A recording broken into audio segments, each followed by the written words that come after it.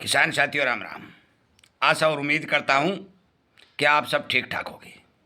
साथियों, अब आया ऊंट पहाड़ के नीचे।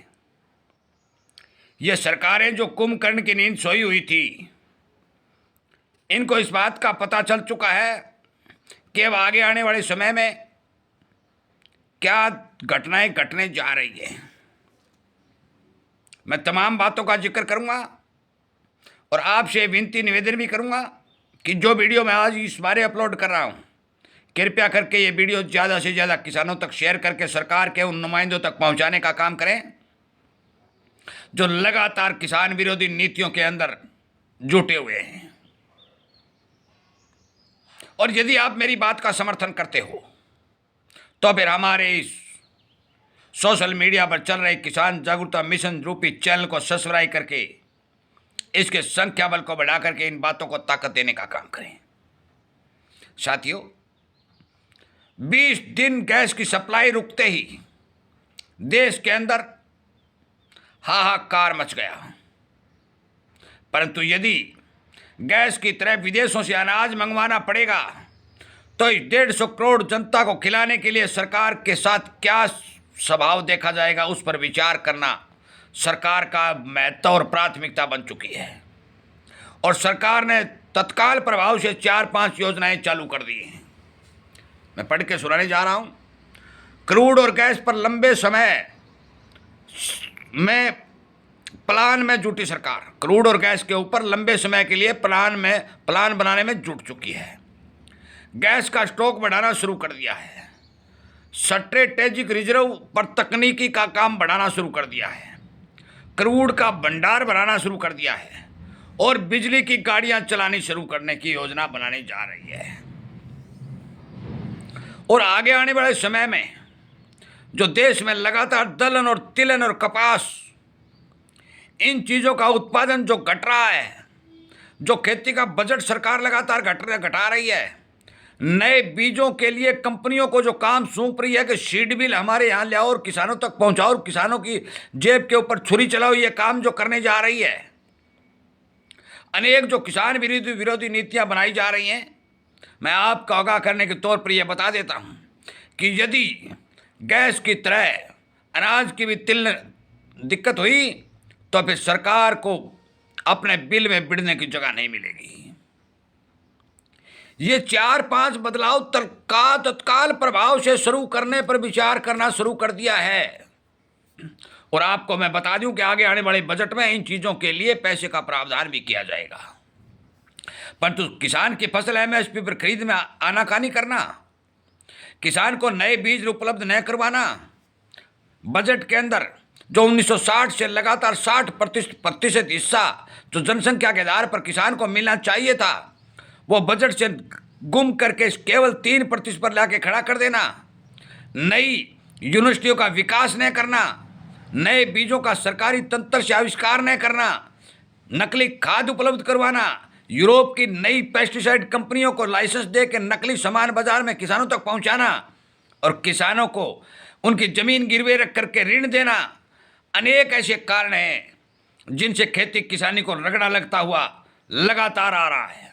परंतु सरकार मौन बैठी है। जब किसान की फसल बाजार में आती है तो एमएसपी खरीद के लिए दिल्ली के दरवाजे बंद किए जाते हैं। ट्रैक्टर के नंबर, गुंठे लगाओ, पंजीकरण करो, लाइन में लग जाओ, खाद के लिए खाद की दुकानों पर हमारी औरतों से वजन करवाओ। ये नीतियां सरकार की चल रही हैं। आगे आने वाले समय में स्पष्ट तौर पर कह देता हूं, इस युद्ध में फर्टिलाइजर की भी कमी होने जा रही है।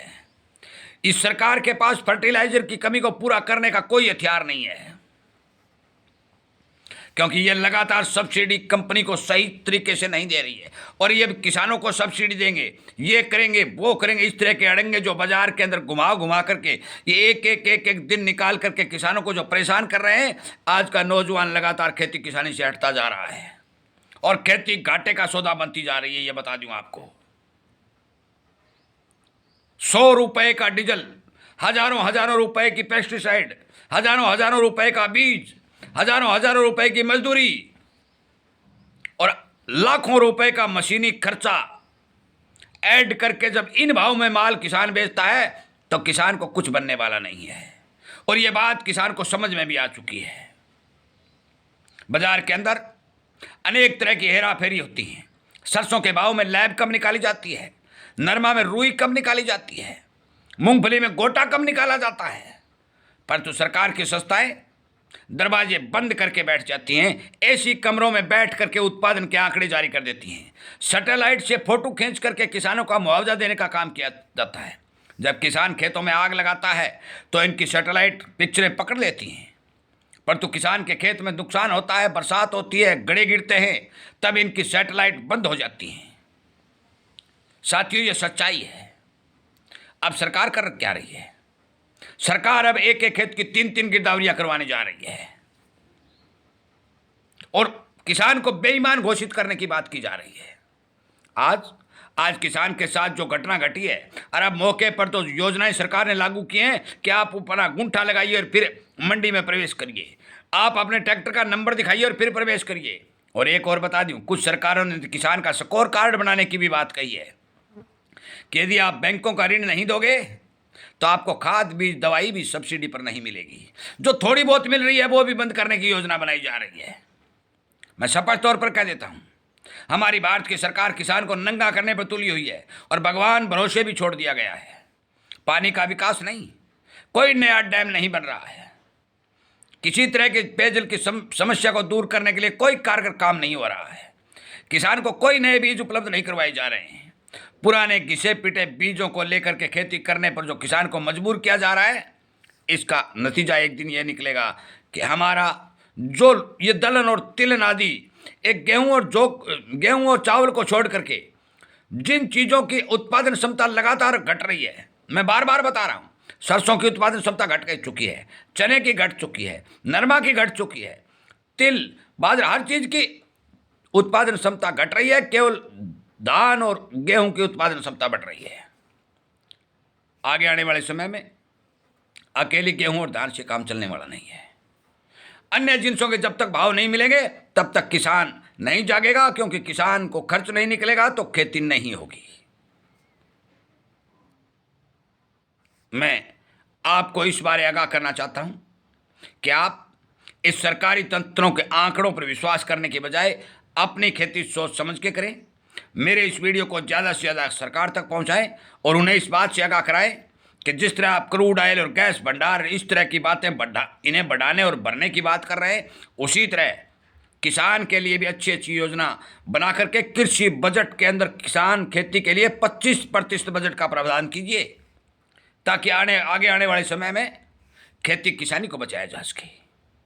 यदि इन बातों से आप सहमत हैं तो आप इस वीडियो को ज़्यादा से ज़्यादा शेयर करें और सरकार तक पहुंचाएं। आवाज़ उठाना मेरा काम है, समर्थन करना और शेयर करना और आगे पहुंचाना आपका काम है। मैं इन्हीं बातों के साथ इस वीडियो को विराम देता हूं। उम्मीद करता हूं कि ये बातें आपको ठीक पसंद आ रही होंगी। जय जवान, जय किसान।